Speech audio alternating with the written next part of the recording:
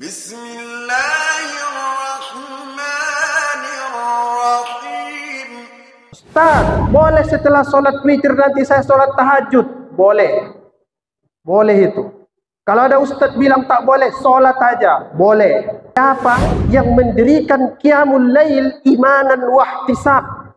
Ihtisab itu artinya menghitung-hitung dosa. Setelah kita hitung-hitung, sebelum terbit fajar itu, wabil asharihum yastaghfirun, banyak beristighfar. Mau tidak kujelaskan padamu yang lebih indah dari itu semua? Siapa yang mengerjakannya, dia mendapat surga yang mengalir di bawahnya sungai-sungai. Bismillahirrahmanirrahim.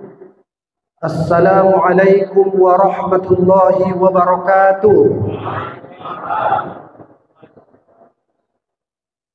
Innal hamdalillah nahmaduhu wa nastaghfiruh wa na'udzu billahi min shururi anfusina wa min sayyiati a'malina wa nusalli wa nusallimu ala habibina al-mustafa wa ala alihi wa ashabihi al-wafa. Yang saya hormati Bapak Ketua BKM dan seluruh perangkat dan jajarannya, Bapak, Ibu-ibu yang pada malam hari ini tetap semangat. Temanya dikasih oleh Pak BKM lumayan sulit lagi. Maksudnya sulit diamalkan, tapi enak dibicarakan. Memang agama ini sering begitu. Banyak yang enak dibicarakan, tapi sulit dikerjakan. Makanya banyak kita ini bisa bercerita tentang agama, tapi pas prakteknya baru bingung. Malam ini juga begitu. Luar biasa ini Pak BKM mengasih tema-tema yang menghentakkan pikiran. Oleh sebab itu saya akan coba cerita 15 menit tentang masalah ini. Temanya Ramadan, bulan Qiyamul Lail. Bapak Ibu yang saya muliakan, apa itu Ramadan sebenarnya? Kan sering kita sebut-sebut. Apa itu sebenarnya Ramadan itu? Artinya itu apa? Mungkin ada 100 kali kita sebut dari satu Ramadan sampai malam ini. Bisa jadi kita belum tahu artinya itu apa. Yang penting kita sebut.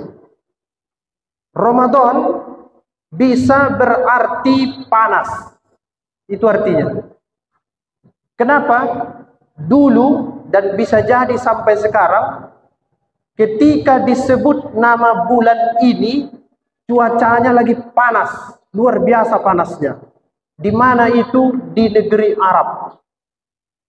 Mungkin kita rasakan juga ini di kota Medan ini, beberapa hari ini, tapi ditambah dengan hujan, agak ekstrim. Artinya panas. Itu makna yang pertama. Yang kedua, bisa juga artinya kering. Kering. Nah, menurut sebagian pakar bahasa, apa itu yang kering? Ini, tenggorokan kita ini kering dia. Kenapa kering?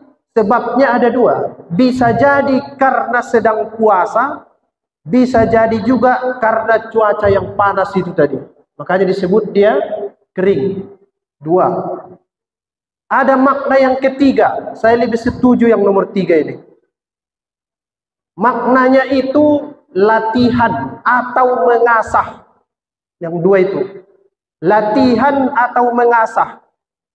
Kenapa begitu Ustaz? Dulu, kalau masyarakat Arab itu mau berburu di bulan selanjutnya setelah Ramadan, bulan Syawal, dia asah dulu parangnya, alat-alatnya di bulan Ramadan. Dari situlah lahir kata mengasah. Tapi pakar-pakar Islam menyebut bukan itu makna yang dimaksud. Yang dimaksud adalah mengasah jiwa manusia supaya semakin dekat dengan Allah Subhanahu wa Ta'ala. Saya kira itu yang kita lakukan sekarang. Caranya bagaimana Ustaz? Siam. Apa itu siam? Imsak. Apa itu imsak? Menahan. Apa yang ditahan? Paling tidak ada 3. tahan makan, tahan minum, tahan jangan banyak bicara. Kalau itu dilakukan, insya Allah manusia itu sedang berlatih dan mengasah dirinya supaya dekat dengan Allah Subhanahu wa Ta'ala. Karena memang itulah masalah manusia ini selalu. Gara-gara perut lapar, mau itu nikam. Namanya preman lontong, ada itu. Marah-marah dia. Gara-gara kehausan, mau juga dia ngamuk-ngamuk. Diambilnya minum orang, ribut. Dan gara-gara banyak bicara, bisa tersinggung orang, bisa bunuh-bunuhan. Apalagi sekarang ini, lagi musim. Nah, kalau begitu, kalau yang tiga ini bisa ditahan manusia, dia disebut dengan mengasah atau melatih dirinya.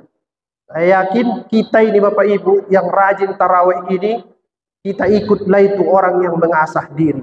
Nanti setelah ini selesai, barulah kita baca doa taqabbalallahu minna wa minkum. Mudah-mudahan Allah menerima amal kita selama bulan Ramadan yang mengasah dan melatih diri itu. Itu yang diucapkan. Yang lainnya itu bunga-bunga khas Indonesia. Halal bihalal Indonesia. Minal aidin wal faizin Indonesia. Salam-salaman Indonesia. Pakai baju baru Indonesia. Beli sirup Indonesia, pulang kampung Indonesia, pokoknya itu lain-lain lah. Tapi yang jelas, salah satu doa yang disepakati setelah bulan Ramadan, taqabbalallahu minna wa minkum. Berarti yang lainnya tak boleh Ustaz? Boleh. Boleh saja. Kalau ada Ustaz bilang tak boleh, biar aja, ucapkan aja, enggak apa-apa itu. Itu Ramadan. Apa Ustaz ciri khas Ramadan itu? Ini dia. Mungkin sudah ratusan kali didengar. Karena temanya dikasih, saya baca hadisnya lagi. Diriwayatkan Imam Bukhari dan Muslim. Man qama Ramadana imanan wa ihtisaban ghufira lahu ma taqaddama min dzambi. Barang siapa yang mendirikan malam, biasanya kalau disebut mendirikan malam maksudnya itu qiyamul lail. Apa itu Ustaz qiyamul lail? Qiyam artinya berdiri. Lail artinya malam. Berdiri di malam hari. Iya, maksudnya itu apa? Salat di malam hari. Itu maksud qiyamul lail. Paling tidak kalau kita buka kitab-kitab tafsir, ada 3 salat yang dikerjakan di malam hari di bulan Ramadan ini. 1, salat tarawih. Namanya qiyamul lail. Apalagi salat witir. Apalagi salat tahajud. Ustaz, boleh setelah salat witir nanti saya salat tahajud? Boleh. Boleh itu. Kalau ada Ustaz bilang tak boleh, salat aja. Boleh.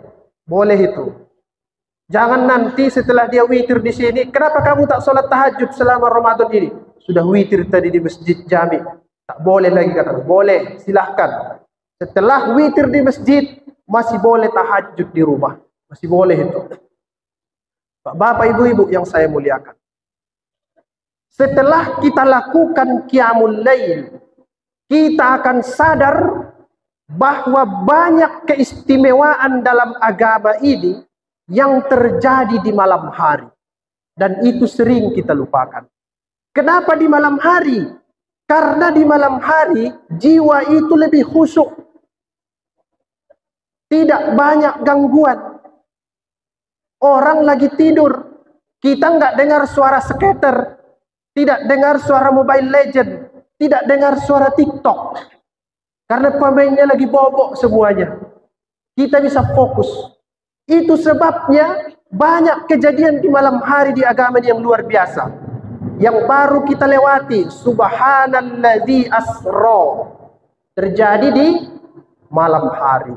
Apalagi dulu Nabi Musa alaihi salam dipanggil oleh Allah Subhanahu wa Ta'ala untuk mendapat wahyu malam hari. Pernah juga bertemu dengan Allah dan di situ dia melihat api pada malam hari. Apalagi menurut sebagian pakar nuzulul Quran yang baru kita lakukan. Oleh sebab itu malam ini dalam pandangan agama istimewa. Puncaknya apa? Ada dua istilah yang sering kita lupakan. Di Al-Quran disebut wabil ashari hum yastaghfirun. Satu lagi wal mustaghfirina bil ashar. Setelah mereka qiyamul lail, setelah mereka salat tarawih, salat witir, salat tahajud, apakah mereka sahur habis itu tidur tinggal salat subuh? Tidak. Ada lagi amalan yang lain sebelum tibanya waktu imsak. Bukan imsak sirene itu lain lagi ceritanya nanti. Azan subuh. Apa kata Al-Quran? Pada malam hari mereka itu tidurnya sedikit. Kenapa? Karena sebelum terbit fajar mereka itu wabil ashari hum yastaghfirun, mereka beristighfar kepada Allah Subhanahu wa taala. Gimana Pak? Jadi sebelum imsak itu banyak ucapkan istighfar. Itu yang mengiringi qiyamul lail. Kenapa begitu? Hadis yang tadi sebut, siapa yang mendirikan qiyamul lail imanan wahtisab. Ihtisab itu artinya menghitung-hitung dosa. Setelah kita hitung-hitung, sebelum terbit fajar itu, wabil asharihum yastaghfirun, banyak beristighfar. Coba Pak, diamalkan mulai nanti, pasti siangnya agak lain hidup ini. Beda itu dengan yang tidur setelah subuh, baru bangun jam 10. Lain rasanya nanti. Istighfar. Paling singkat, astaghfirullahalazim. Wabil asharihum yastaghfirun. Jadi setelah sahur itu, sebelum azan, jangan dulu kemana-mana. Jangan dulu kemana-mana. Istighfar, duduk, bertafakur. Itu artinya setelah qiyamul lail ada amalan kita yang khusus. Di dalam Al-Quran disebut bahwa manusia itu sangat cinta kepada anak laki-laki, kepada anak perempuan, kepada harta yang melimpah, kepada emas dan perak, kepada kendaraan yang indah. Semua itu perhiasan dunia. Mau tidak kujelaskan padamu yang lebih indah dari itu semua? Siapa yang mengerjakannya, dia mendapat surga yang mengalir di bawahnya sungai-sungai. Kemudian dia lanjutkan, mereka itu kalau mau dapat surga itu, yaquluna rabbana innana amanna faghfir lana. Mereka berdoa, wahai Tuhan, kami beriman kepadamu, biarpun kami tidak bertemu dengan Nabi Muhammad, karena ada informasinya dalam Al-Quran. Faghfir lana, ampuni kami. Setelah itu, mereka puja sifat as-sabirin, was-sadiqin, wal-qanitin, wal-munfikin, wal-mustaghfirin bil ashar. Mereka itu orang yang benar ucapannya. Dia ucapkan kebenaran biarpun orang sakit hati. Yang penting dia ucapkan dengan bijak. Dia tidak halalkan itu minuman keras. Yang penting dia tegas dan istiqomah. Orang yang begitu.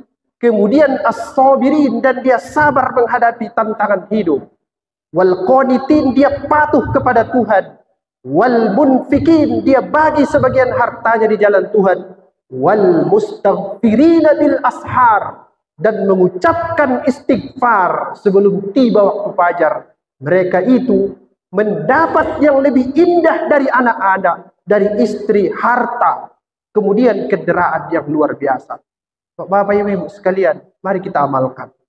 Qiyamul lail, saya yakin sudah berjalan dengan yang kita lakukan ini. Tapi istighfar sebelum fajar masih sedikit yang mengamalkan. Mudah-mudahan judul yang dikasih Pak BKM ini menambah informasi kepada kita dan bisa kita amalkan bahwa ada yang harus kita ihtisab di ujung daripada malam itu. Ucapkan astaghfirullah, astaghfirullah, astaghfirullah. Ya Allah, ampuni dosa-dosaku. Hari ini aku memang puasa, tapi gosipku masih banyak. Hari ini aku memang puasa, tapi iri dengkiku masih banyak. Oleh sebab itu, astaghfirullah, ampuni dosa-dosaku. Inilah Bapak Ibu sekalian, bagian dari qiyamul lail yang bisa kita ketahui dan mudah-mudahan bisa kita amalkan. Mudah-mudahan bermanfaat. Terima kasih dan mohon maaf kepada kita semua kelamaan. Assalamualaikum warahmatullahi wabarakatuh.